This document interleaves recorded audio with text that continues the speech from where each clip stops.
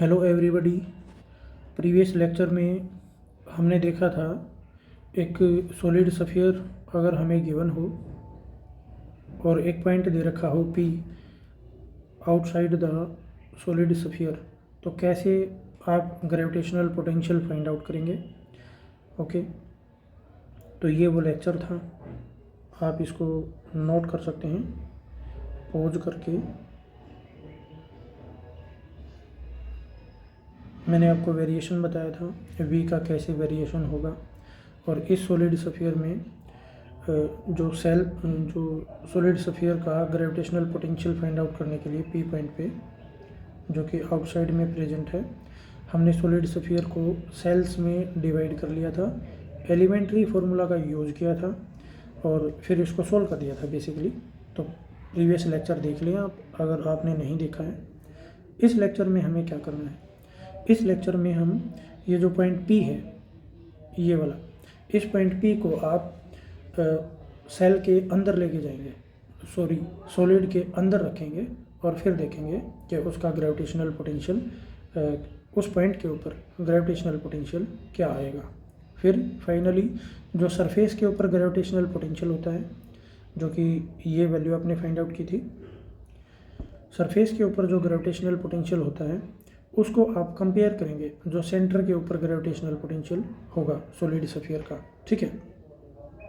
And फिर ये जो यहाँ पे ये जो अननोन वेरिएशन है, क्योंकि अभी तक प्रीवियस लेक्चर में आपने पोटेंशियल तो फाइंड आउट किया, बट ये पोटेंशियल आपने इंटीरियर में फाइंड आउट किया हुआ है, ठीक है, सॉरी आउटसाइड में फाइंड आउट किया है। तो अब हमें आउटसाइड, तो इंटीरियर में भी हमें फाइंड आउट करना है। सो लेट अस स्टार्ट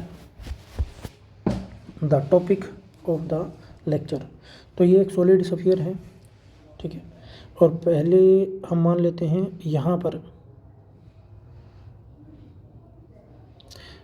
ये इसका सेंटर हो गया, सेंटर अपना ओ पॉइंट पे है। तो प्रीवियस लेक्चर में हमने जो पॉइंट है वो बाहर लिया था, बाहर कहाँ पर, सपोज ये वो पॉइंट था P, ठीक है। तो अब हम P डैश पॉइंट लेंगे, यहाँ पर ले लिया मैंने P डैश, और मान लेता हूँ ये हमारा सेंटर से कितना डिस्टेंस पे प्रेजेंट है, और डिस्टेंस पे प्रेजेंट है। तो अब यहाँ पर हमें क्या करना होगा, अब हम इस सॉलिड स्फीयर को डिवाइड कर लेंगे। एक तो जो समझो इस चीज़ को, अगर ये लॉजिक समझ आ गया तो एक्सप्रेशन हो जाएगा। हमारे पास है सॉलिड स्फीयर, और इस सॉलिड स्फीयर को डिवाइड कर लो आप, एक तो सेल में और दूसरा solid smaller, solid smaller solid sphere में। कैसे समझो इस चीज़ को, अभी समझाता हूँ। ये मैं ये इस तरीके से बना लिया मैंने, आई होप समझ आ रहा होगा आपको। तो अब मास सॉलिड स्फीयर का जो मास है ना, बड़े सॉलिड स्फीयर का मास वो दो पार्ट में डिवाइड हो गया। एक तो ये जो सेल बन रही है बाहर वाली, ये वाली सेल, ठीक है, और एक बन रहा है हमारा सॉलिड स्फीयर। तो ये वो सॉलिड स्फीयर है।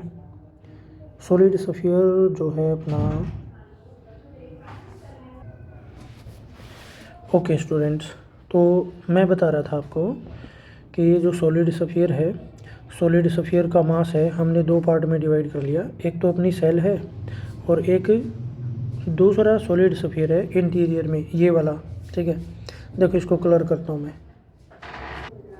देखो अब ये सॉलिड स्फीयर है जो छोटे वाला, उसको मैंने ये कलर कर दिया है, यहाँ पे आप लोग देख पा रहे हैं, ठीक है। तो अब देखो, अब हमें ये पता है प्रीवियस लेक्चर में, देखो हमारे पास एक सॉलिड स्फीयर ही था, और सॉलिड स्फीयर के सरफेस पे जो ग्रेविटेशनल पोटेंशियल आप फाइंड आउट करेंगे तो उसका ये रिलेशन बनेगा।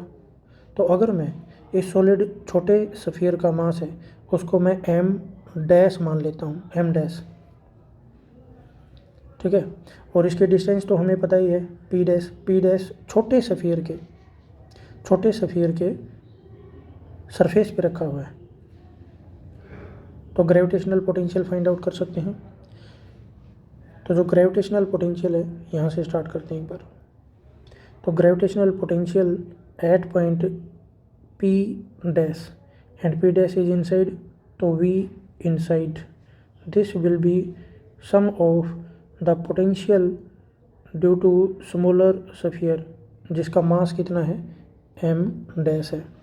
और ये आउटर सेल, इसका मास मान लिया एम डबल डैश है। तो potential due to mass M double dash, तो एम डबल डैश और एम डैश दोनों फाइंड आउट करेंगे। अब हम क्या मान के चल रहे हैं कि ये जो बड़ा सॉलिड सफियर है इसकी मास डेंसिटी जो है यानी कि रो एम कैसी है, यूनिफॉर्म, ये यूनिफॉर्म है। तो जो छोटा सफियर है उसका वॉल्यूम निकाल लेते हैं, वॉल्यूम ऑफ स्मॉलर सफियर, ये किसके इक्वल होगा, ये मान लो वी डैश है, वी डैश और वी में कन्फ्यूजन ना हो, इसलिए मैं मान लेता हूँ इसको, दिस इज द वॉल्यूम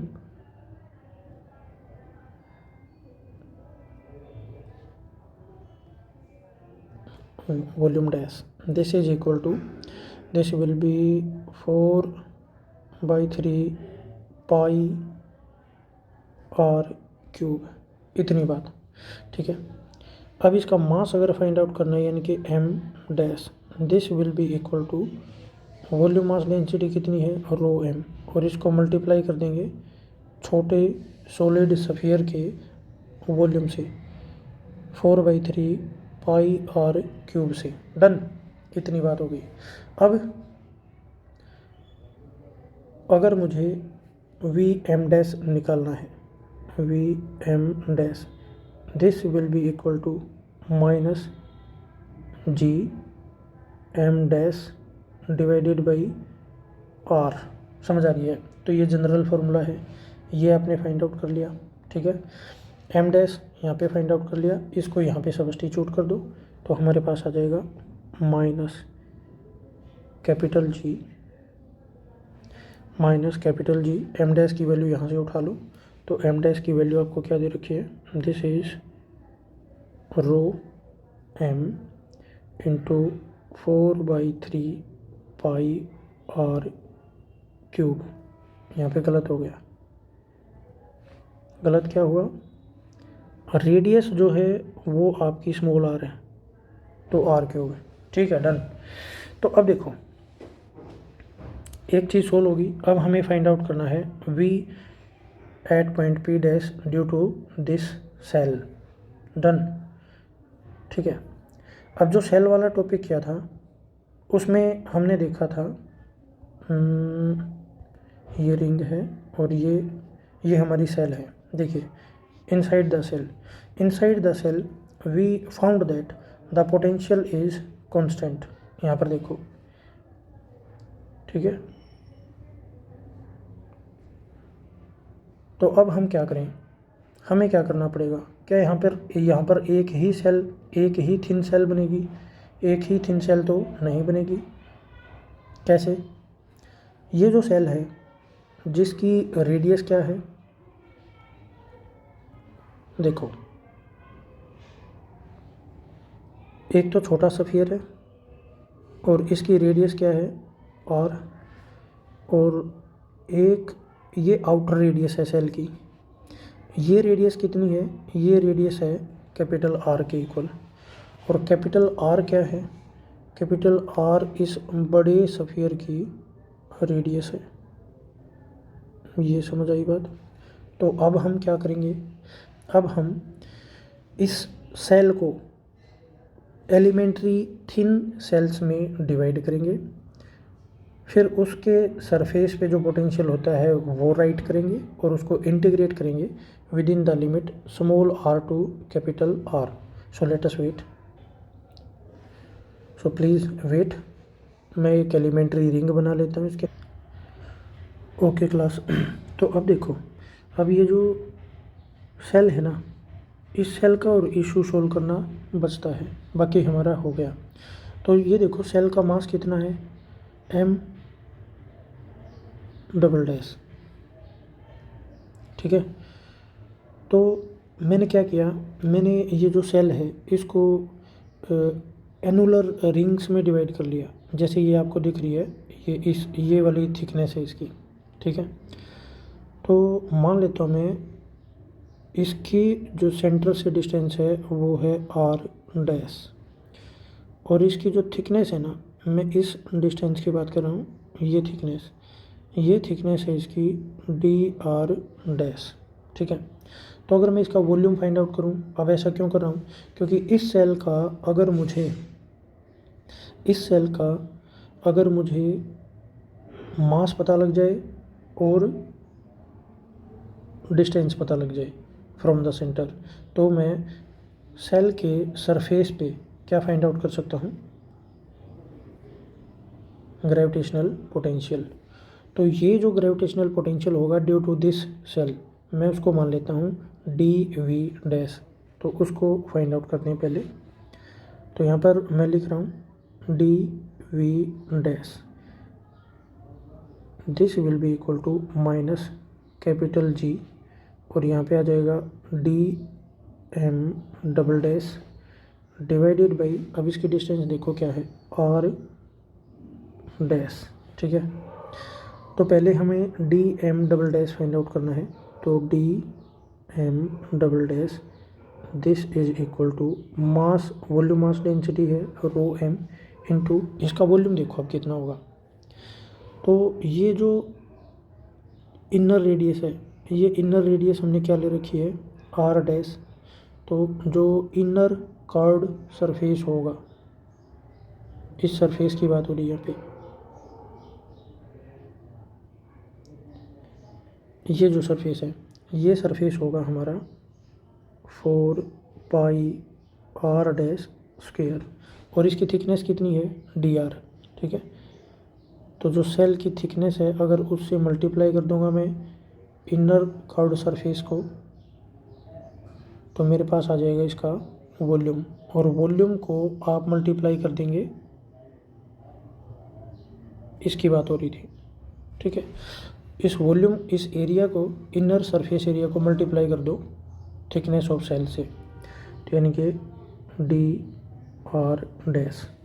तो ये आ गया मेरे पास मास, r डैश मुझे पता ही है, ये वैल्यूज़ मैं यहाँ पे रख देता हूँ, minus capital G into volume mass density into 4 pi r dash square into dr dash divided by r dash. तो क्या कुछ कैंसिल हो रहा है यहाँ पे, अब ये चीज़ देख लो, यहाँ पे कैंसिल हो रहा है, देखो r डैश स्क्वायर और r, तो ये पावर यहाँ पे कैंसिल हो गई, ठीक है। इतना हो गया। अब मैं वॉल्यूम मास डेंसिटी की वैल्यू भी पुट कर सकता हूँ, तो मेरे पास देखिए रिलेशन क्या बनेगा, dv डैश, यानी कि ये वाला जो आपका सेल है, ठीक है, उसकी वजह से मैंने पोटेंशियल फाइंड आउट कर लिया। तो वो पोटेंशियल क्या होगा, that will be equal to, अब देखो जो पी डैश पॉइंट है ना, ये पी डैश पॉइंट इस वाली सेल के अंदर है, तो अंदर जो पोटेंशियल होता है सेल के, वो उतना ही होता है जो उसके सरफेस पे होता है, ठीक है। तो हमने इसका मास फाइंड आउट कर रखा है, यहाँ पे देखो, यहाँ पे इसका मास फाइंड आउट कर लिया हमने, ठीक है। तो मास को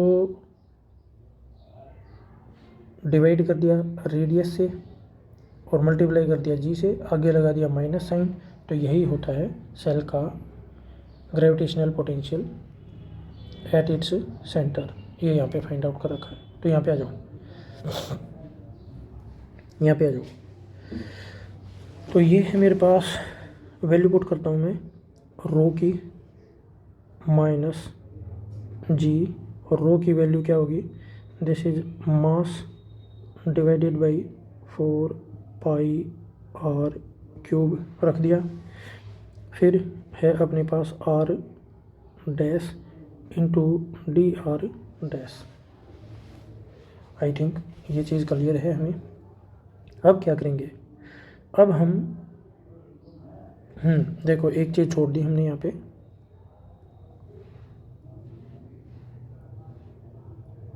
एक चीज़ छोड़ रखी है। देखो ये आप डिवाइड करना भूल गए आर डैश से, तो यहाँ पे आर लिख देता हूँ मैं, ठीक है। तो यहाँ पे पावर क्या आ जाएगी, आर क्यूब की जगह आर स्क्वायर आ जाएगा, ठीक है ना।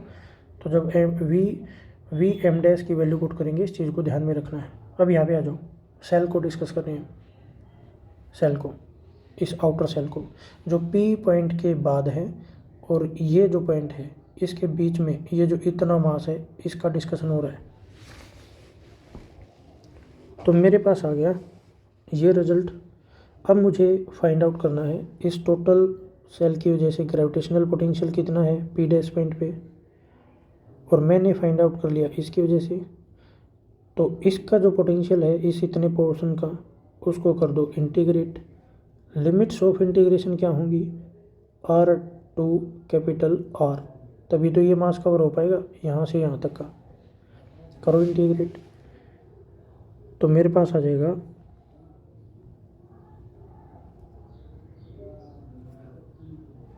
ये डबल डैश लगा लो इसको, क्योंकि ये एम डबल डैश मास की वजह से, ठीक है। इसको भले ही आप वी डैश लिख सकते हो, ठीक है। तो V double dash this is equal to D V double dash, इसका इंटीग्रेशन कर दिया, यानी कि इसका इंटीग्रेशन कर दिया, डबल डैश है ये। तो ये आ जाएगा minus capital G capital M divided by 4 pi are cube.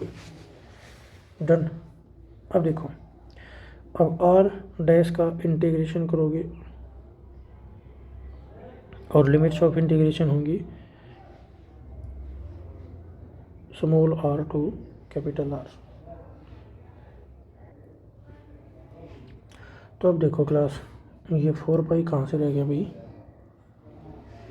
4 पाई कुछ मिस कर दिया हमने। देखो दोबारा चेक कर लेते हैं।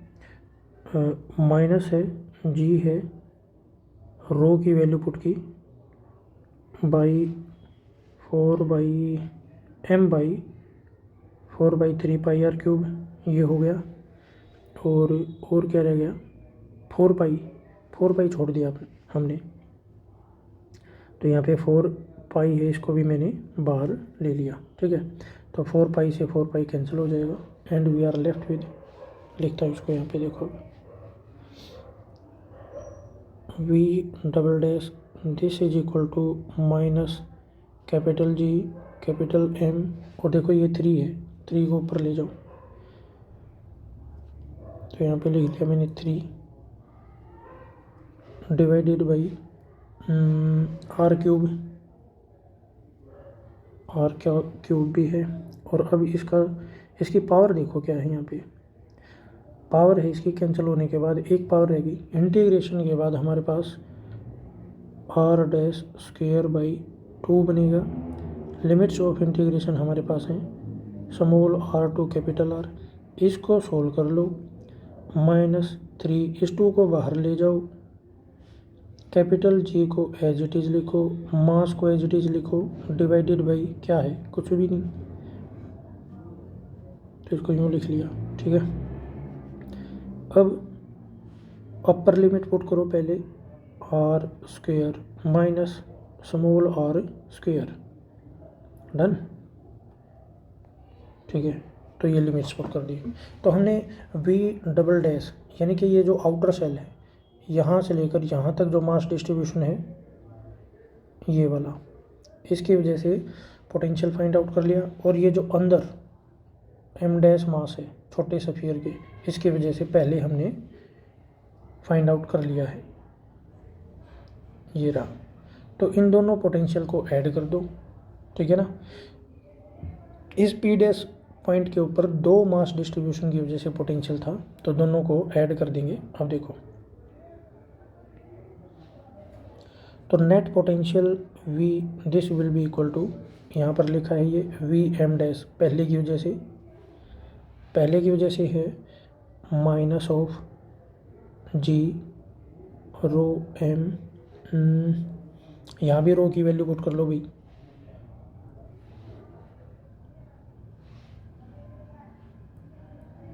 यहाँ भी रो की वैल्यू पुट करो, तो ये आ जाएगा capital M divided by 4/3 pi are cube. देखो किसकी वैल्यू पुट की है,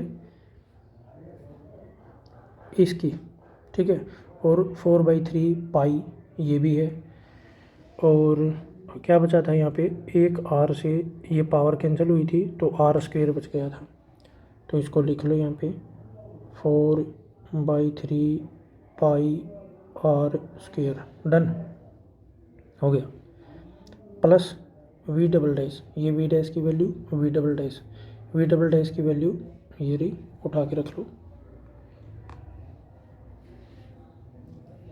तो वी डबल डैश है हमारे पास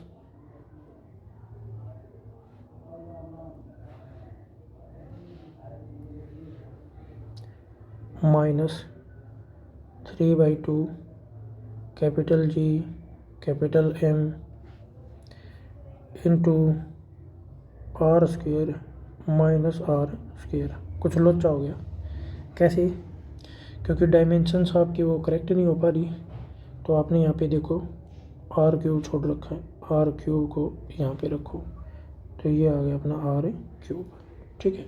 सोल्व कर लो इसको, सिंप्लीफाई कर लो, अब जो चीज़ कैंसिल हो रही है उनको कैंसिल कर दो, 3 से 3 कैंसिल हो गया, पाई से पाई कैंसिल हो गया, तो मेरे पास रिजल्ट क्या आ गया यहाँ पे, minus capital G capital M, और दोनों में जो कॉमन है चीज़ GM दोनों में है, और है हमारे पास आर क्यूब दोनों में है, तो यहाँ पे आ गया आर क्यूब, और अंदर देखो अब क्या रहता है, तो आर क्यूब भी हम ले चुके, यहाँ से मेरे पास रह गया आर स्क्वेयर, तो इस आर स्क्वेयर को यहाँ पे लिख दिया, माइनस बाहर ले लिया, तो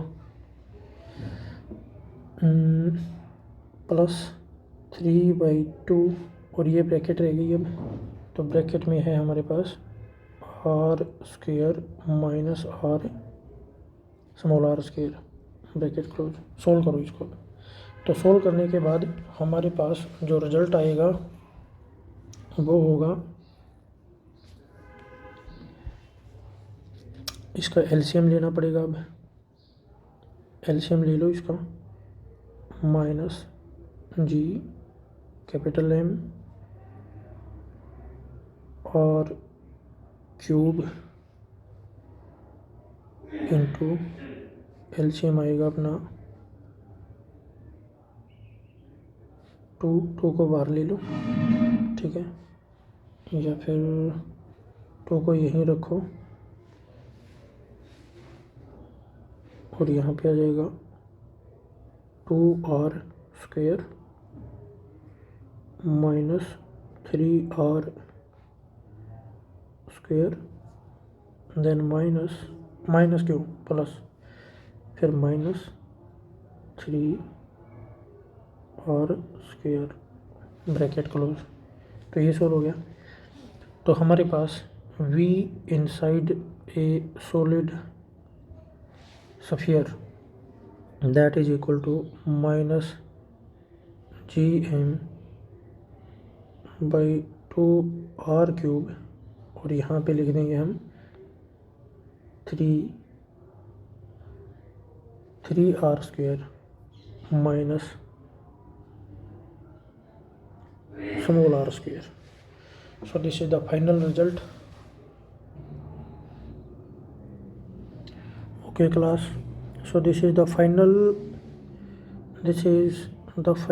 relation।